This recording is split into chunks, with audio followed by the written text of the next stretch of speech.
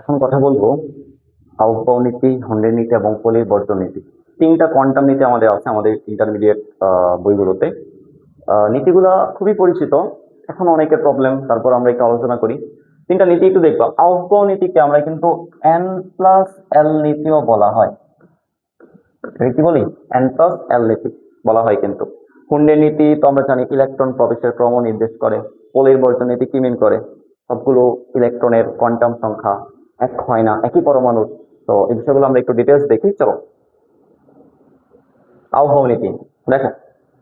আবহাওয়া নীতি হচ্ছে ইলেকট্রনের যে উপশক্তি স্তরগুলো আছে সেই উপশক্তি স্তরগুলোর শক্তিক্রম বা প্রবেশের ক্রম নির্দেশ করে। কি বলছে? ইলেকট্রন সর্বদা সর্বনিম্ন শক্তির অরবিটালে প্রথমে প্রবেশ করে, তারপর ক্রমান্বয়ে উচ্চ শক্তি স্তরে। মানে আমরা যে কোনো পরমাণুর ইলেকট্রন বিন্যাস ভাবে লিখি 1s2 2s2 2p6 3s2 3p6 এরকম এরকম হচ্ছে আমরা লিখে যাই। আগে 1s কেন যায়, আগে তারপর 2s কেন যায়, তারপর 2p তে কেন যায়?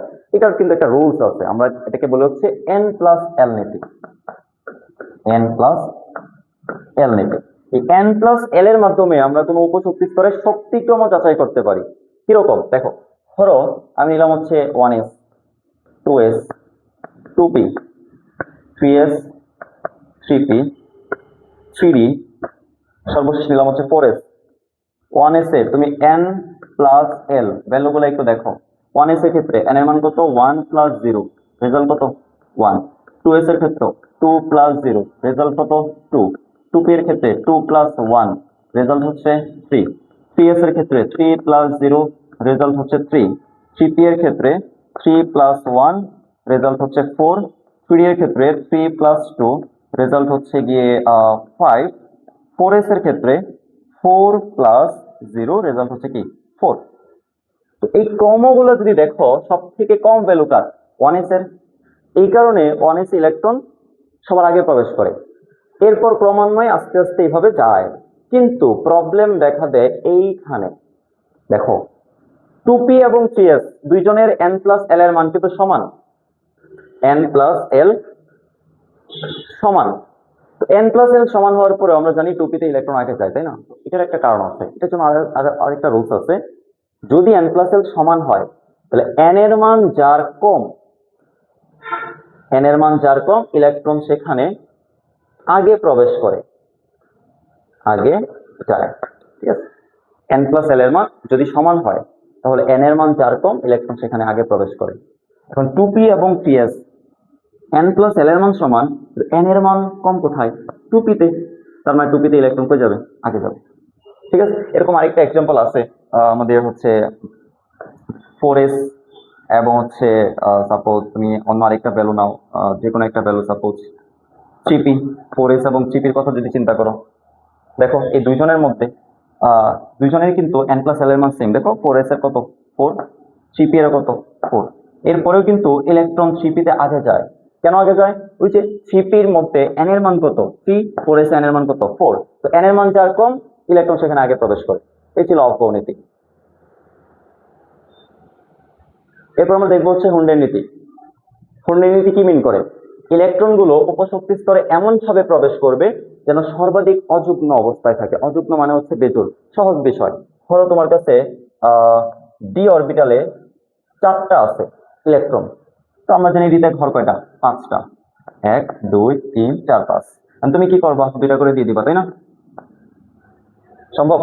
নাও, এটা কিন্তু ভুল, এটা ভুল।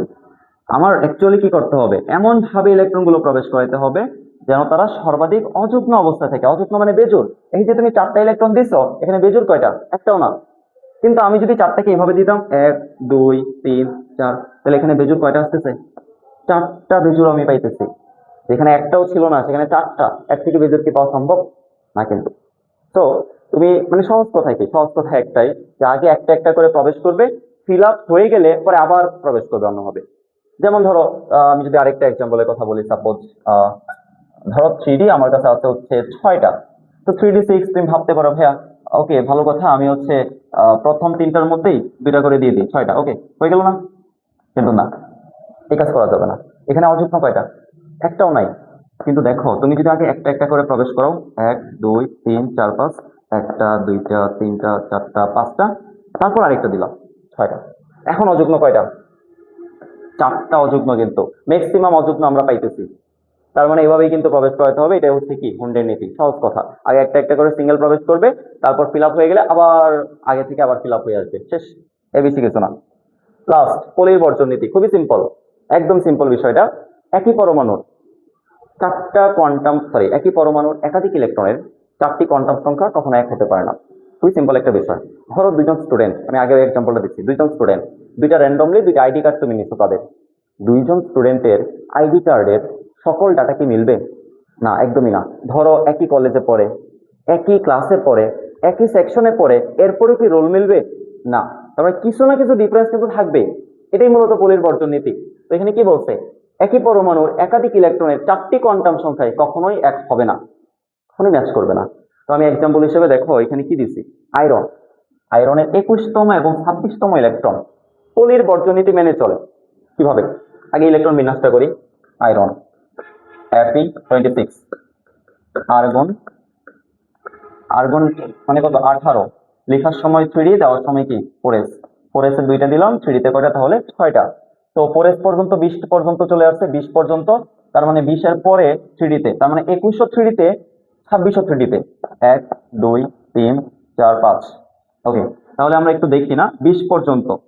তাহলে 20 যদি হয়, এটা হচ্ছে 21তম, 22তম, 23তম, 24তম, 25তম, 26তম।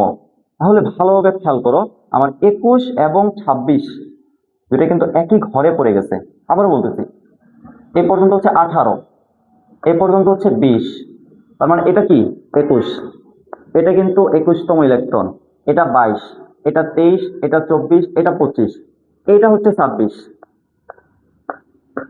কথা বুঝতে পারছো? এটা 26তম ইলেকট্রন। এখন আমরা চারটা কোয়ান্টাম সংখ্যা দেখবো, এদের চারটা কোয়ান্টাম সংখ্যা দেখবো এবং দেখবো যে কোয়ান্টাম সংখ্যার ক্যারেক্টার গুলো কিরকম, সব কি একই রকম হচ্ছে কিনা। আমরা একটা ছক করে ফেলি। সাপোজ এখানে দেবো ইলেকট্রন, এখানে হচ্ছে কোয়ান্টাম নাম্বার। কোয়ান্টাম নাম্বার কি কি আছে? এন আছে, এল আছে, এম আছে এবং লাস্টে হচ্ছে এস। তো এখানে নিলাম হচ্ছে 21তম ইলেকট্রন, এখানে কি 26তম ইলেকট্রন। বলো 21তম ইলেকট্রনের জন্য ডাটাগুলো বলো। কত নম্বর শক্তি স্তর? 3 নম্বর শক্তি স্তর। ডি তে আছে এসপিডি, তার মানে 0 1 2, এল এর মান 2। কোনটাতে আছে? এটা 0 -1, এটা -2, তার মানে এটা হচ্ছে -2 এর ঘরে আছে। সে আগেরটা না পরেরটা? দেখো 21তম ইলেকট্রন আগেরটা, কিন্তু আগেরটা কি জানো? স্পিন কোয়ান্টাম সংখ্যা আগেরটা কি হয়? +12। তো +12। ওকে, চারটা কোয়ান্টাম সংখ্যা নির্ণয় করলাম। লাস্ট 26তম ইলেকট্রনে যাও। 26তম ইলেকট্রনে দেখো সে কত নম্বর শক্তি স্তরে আছে? 3 নাম্বার, দিলাম হচ্ছে 3। সে ডি তে আছে, তার মানে 2। সে কোনটাতে আছে? দেখো -2 এর ঘরেই, কিন্তু -2 এর ঘরে। এখন বলো সে আগেরটা না পরেরটা? 26তম কিন্তু পরেরটা, তার মানে এটা কি হবে? -12, -12। এখন তুমি একটু ভালোভাবে খেয়াল করে দেখো, পলির বর্জন নীতিতে অ্যাকচুয়ালি বলছিলটা কি? চারটি কোয়ান্টাম সংখ্যায় কখনো এক হবে না। এটা এক হয়েছে, এটা এক হয়েছে, এটা এক হয়েছে, কিন্তু এটা কি না? এক না। তার মানে কোনো না কোনো অমিল থাকবে। হ্যাঁ, আমি কিন্তু একটা অমিল পাই গেছি, সেটা কততম?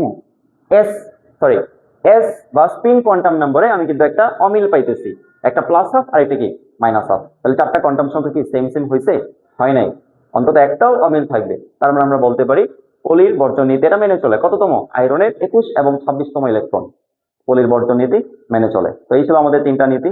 আশা করি বুঝতে পেরেছো। Thank you.